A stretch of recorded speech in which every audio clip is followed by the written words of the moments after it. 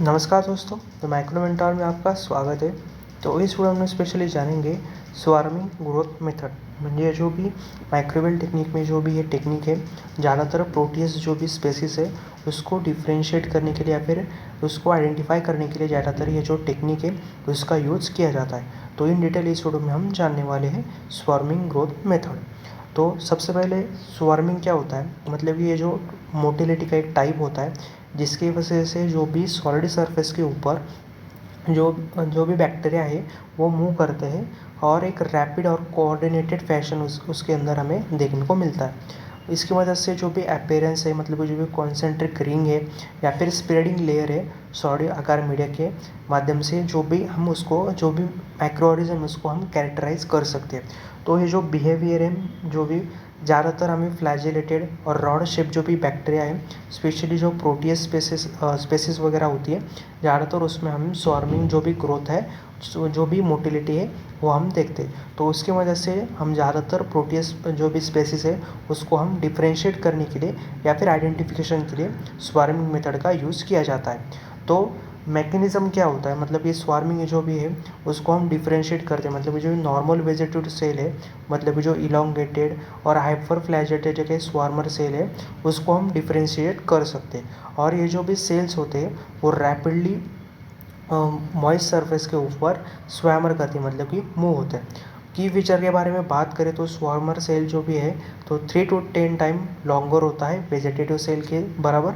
और जो भी लैटरल फ्लैजेला है वो ज़्यादातर हमें मोटिलिटी दिखाता है। और जो भी सेल होता है वो आउटसाइड द इन वेव, और जो भी पीरियड्स होता है ग्रोथ का, मतलब कि जो पीरियड होता है वो मतलब कि एक बुल्स आई पैटर्न का फॉर्मेशन हमें उसके अंदर देखने को मिलता है। मतलब कि हम जब जो भी सेंटर में या फिर जो उसको स्ट्रिक करेंगे या फिर उसको हम पोर करेंगे तो उसका एक बुल्स आई पैटर्न या फिर उसका मोटिलिटी हमें प्लेट के अंदर देखने को मिलता है आफ्टर द इंक्यूबेशन।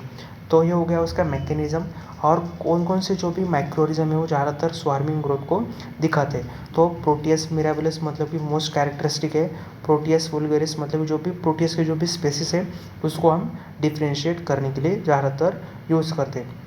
और जो भी क्लॉस्ट्रिडियम या फिर बैसिलस जो भी सुडोमोनास है वो लिमिटेड स्वार्मिंग हमें जो भी उसके जो भी स्ट्रेन है वो हमें स्वार्मिंग दिखाते जो भी सॉलिड सरफेस के ऊपर।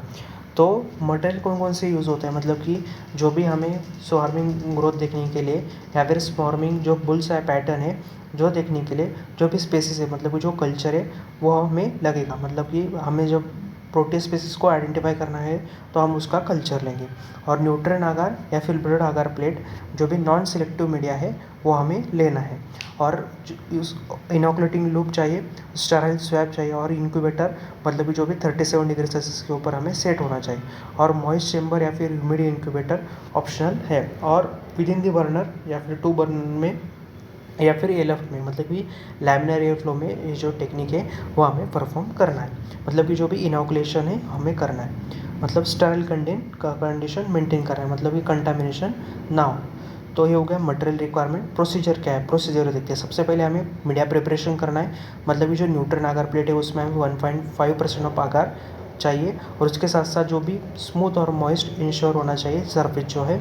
और इनोकुलेशन करना है, मतलब कि जो भी स्मॉल अमाउंट ऑफ जो भी बैक्टीरिया कल्चर है वो हमें सेंटर ऑफ द प्लेट या फिर सिंगल स्टिक लाइन में हमें स्टिक करना है। तो और स्टिक करने के बाद हमें इंक्यूबेशन करना है, मतलब कि 18 to 24 आवर का हमें हाई ह्यूमिडिटी के ऊपर मतलब 37 डिग्री सेल्सियस को उसको इंक्यूबेट करना है, उसको जो भी प्लेट है उसको पेटेड प्लेट को। और जो भी ऑब्जर्वेशन में क्या होता है, जो कॉन्सेंट्रिक रिंग होता है या फिर फिल्म लाइक स्प्रेड हमें बैक्टीरिया का देखने को मिलता है। मतलब कि इनोकुलेशन पॉइंट के बाहर हमें एक रिंग देखने को मिलती है और एक फिल्म लाइक स्प्रेड मतलब बुल्स आई पैटर्न हमें देखने को मिलता है। तो ये हो गया उसका प्रोसीजर और ऑब्जर्वेशन। तो एप्लीकेशन और इम्पोर्टेंस के बारे में बात करें तो डायग्नोस्टिक टूल में मतलब कि जो प्रोटीज जो स्पेसिस है हम रैपिड उसको आइडेंटिफाई कर सकते हैं। मतलब कि ज़्यादातर जो भी प्रोटीज स्पेस है वो स्वार्मिंग ग्रोथ दिखाता है। तो उसको मतलब कि जो भी इंटरोबैक्टीरियसी जो भी फैमिली है उससे प्रोटीज स्पेसिस को डिफ्रेंशिएट करने के लिए ज़्यादातर हेल्प मिलता है। और मोटिलिटी स्टडी होता है, मतलब कि जो बैक्टीरियल लोकोमोशन है और या फिर फ्लैजेलल जो फंक्शन है उसको हम इन्वेस्टिगेशन कर सकते हैं। और जो भी बायोफिल्म है या फिर पैथोजेनिसिटी रिसर्च है, मतलब कि जो विरुलेंस फैक्टर है, बायोफिल्म फॉर्मेशन है, या फिर एंटीबायोटिक रेजिस्टेंस के साथ ये जो टेक्निक है वो लिंक होता है। और फूड एंड क्लिनिकल माइक्रोबायोलॉजी मतलब कि जो वो स्वार्मिंग है प्रोटियस का, उसको वाउंड इन्फेक्शन में या फिर फूड कंटामिनेशन में ज़्यादातर, मतलब कि ये जो स्पेसिस है फूड कंटामिनेशन या फिर वाउंड इन्फेक्शन ज़्यादातर कॉज करता है। तो उसकी मदद से जो भी प्रोटियस स्पेसिस है उसके स्वार्मिंग प्रोटियस हम ज़्यादातर देखने को मिलता है, या फिर यूरिनरी ट्रैक इन्फेक्शन भी वो कॉज करता है।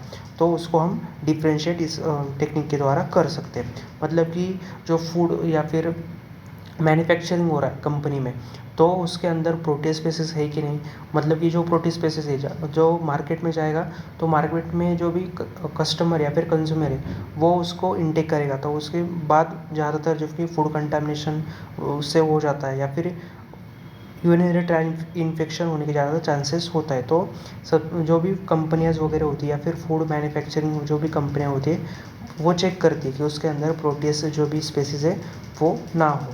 तो ज़्यादातर जो भी मोटिलिटी स्टडी है या फिर प्रोटीन स्पेसिस को आइडेंटिफाई करने के लिए ये जो टेक्निक है उसका यूज़ किया जाता है। तो ये जो स्वार्मिंग है उसको हम कंट्रोल कैसे कर सकते हैं, मतलब कि जो भी स्वार्मिंग है वो इंटरफेयर करता है कॉलोनी आइसोलेशन के ऊपर, और ये जो मेथड है उसको हम प्रिवेंट कैसे कर सकते हैं, मतलब कि हम क्या करेंगे, 1.5 का जो भी अगार का कॉन्सेंट्रेशन लगता है ना, तो हम 2 to 3 अगार कॉन्सेंट्रेशन करेंगे तो स्वार्मिंग ग्रोथ को हम कंट्रोल कर सकते हैं। या फिर सिलेक्टिव मीडिया का यूज़ करते हैं, जो भी मैक्रोकीज अगार है मतलब जो प्रोटीज स्पेसिस है उसका सिलेक्टिव मीडिया के ऊपर उसको ग्रो करना है, तो उसके वजह से जो भी उसका स्वार्मिंग है वो नहीं होगा। और उसमें हम जो भी मीडिया है उसके अंदर हम बाइल्ड सॉल्ट या फिर अल्कोहल जो भी है उसको डाल दें तो वो इनहिबिट करता है मोटिलिटी को।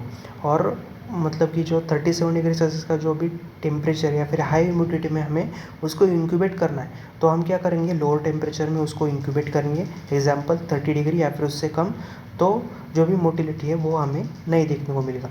तो इसकी मदद से जो भी स्वार्मिंग है उसको हम कंट्रोल कर सकते हैं। तो ये जो टेक्निक है हम प्रोटीन स्पीसीज को रैपिड आइडेंटिफिकेशन के लिए ज़्यादातर ये जो टेक्निक है उसका यूज़ किया जाता है, या फिर जो भी मोटिलिटी है जो भी बैक्टीरिया की उसको हम दिख सकते हैं, ऑब्जर्वेशन उसका कर सकते हैं। तो इस वीडियो में हमने जाना कि स्वार्मिंग जो ग्रोथ मेथड है वो क्या होता है। तो ये वीडियो आपको अच्छी लगी तो इस वीडियो को लाइक कर देना और चैनल को सब्सक्राइब भी कर देना। तो चलिए फिर मिलते हैं ऐसे इंटरेस्टिंग वीडियो के अंदर, तब तक के लिए बाय।